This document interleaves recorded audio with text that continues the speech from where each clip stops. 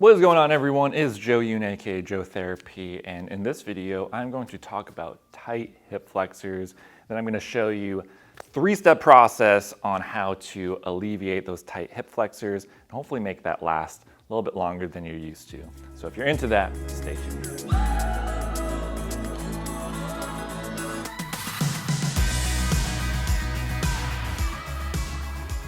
Tight hip flexor is one of the most common questions that I get. So I came up with a little three-step process to help alleviate those tight hips. We're going to run through an assessment, some self-massage, some stretches, and then also a little bit of strengthening to make sure that everything that we did will last a little bit longer. So let's get it started with the assessment.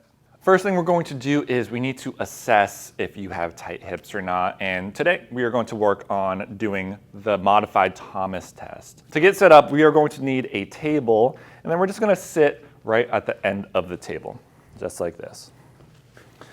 And then we're going to pull one knee up towards your chest. So bring this knee as high as you can.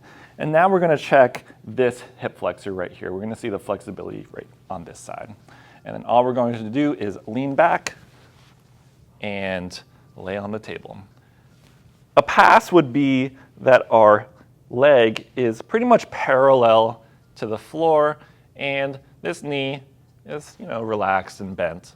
So that would be a pass here.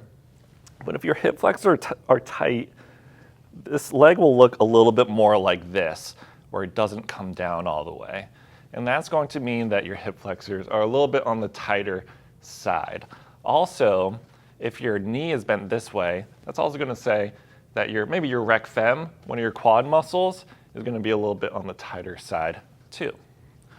So that is the modified Thomas test. So if you see that that leg is a little bit off of the table, the next three steps are going to be perfect for you.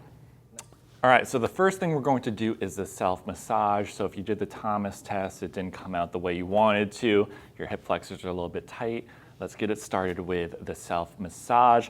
We're going to concentrate a little bit more on the rec fem for this one. It's one of your hip flexor muscles. It's in the quads, and it's going to be a little bit easier to hit than the psoas up a little bit higher up. So let's attack this rec fem first, and I'm going to start off with a foam roller. I love using the foam roller for this one.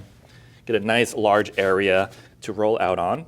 So we're going to bring that down and then just rest your quad right on top. And what I like to do is roll down to the top of the knee and then slowly work your way up, all the way up to your hip bone, just like this. And I'm gonna keep going up, and right there it's gonna be perfect, right where you feel your hip bone, and then slowly roll back. I like to hang out just a little bit more in the middle portion of the quad. You can also roll out a little bit. You can also roll onto the inside a little bit more. I like to do about 30 seconds to a minute of the foam rolling. It can definitely be pretty tender if you're a little tight there.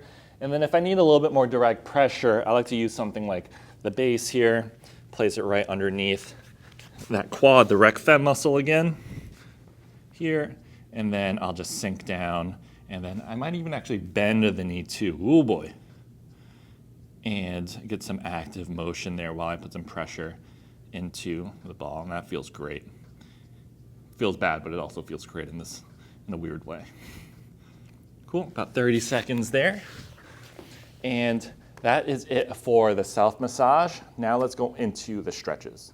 All right, now let's go into our stretches. We're gonna start off with the good old classic half kneeling hip flexor stretch. So I have my knee down on a pad, this other leg's out in front, and now I'm going to put a stick on my back. And I want to concentrate on making sure that there's no space between the lower back and the stick. We want to flatten that out, posteriorly tilt the pelvis, and then shift forward. It's not necessarily a bad thing to have an arch back, but you can go way further here, and if we tuck, we won't go as far, but we'll start to feel a stretch a little bit sooner. So I prefer this method here, just like that, tuck, and then shift forward. We can hold this position 30 seconds to a minute, or we can go back and forth, do some reps. 10 reps is going to be pretty good. Another little alternative here is we can do a little bit of a side turn or a turn to the side and then arch back. So I like to go here, maintain all those same positions, shift forward, and then I like to bring my arms up, rotate away a little bit, and then back.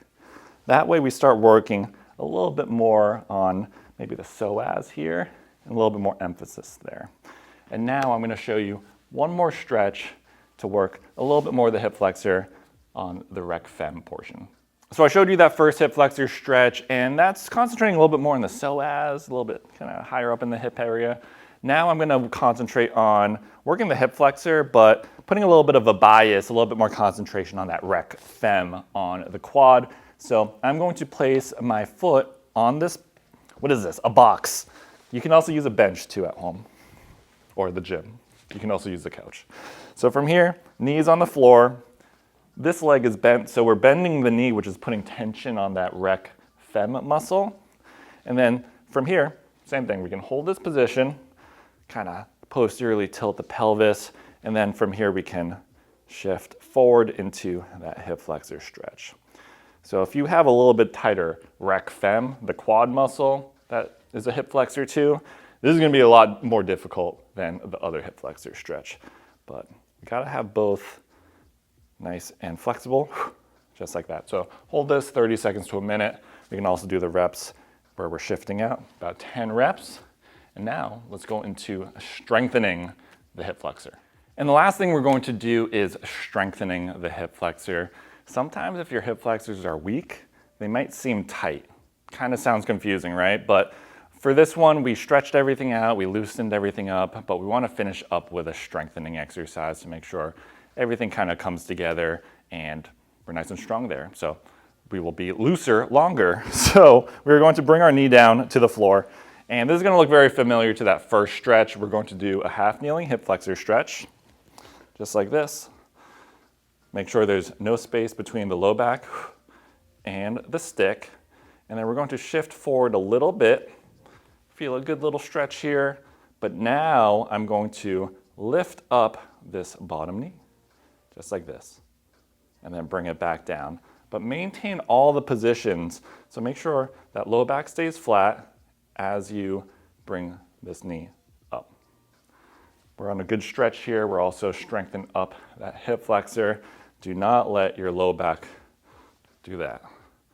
You're going to want to compensate, especially if you're a little bit on the weaker side on your hip flexor. So again, here, bring it up, hold it, bring it back down, bring it back up. Basically the lowering portion or the bottom portion of a split squat. This is one way you can do it. You can also just do split squats too, just like that. Bring it down, make sure the low back stays flat on the dowel. About 10 reps, 3 sets is always perfect here. And that is it for this hip flexor routine. We did the assessment, we did the self-massage, the stretching, and then we wrapped it up with a strengthener. So hopefully you give that a try, especially if you have tight hip flexors. And if you enjoyed this video, make sure you subscribe to the channel, smash that like button, and then also comment down below. Let me know what you want to see in the future, and I will catch you guys next time.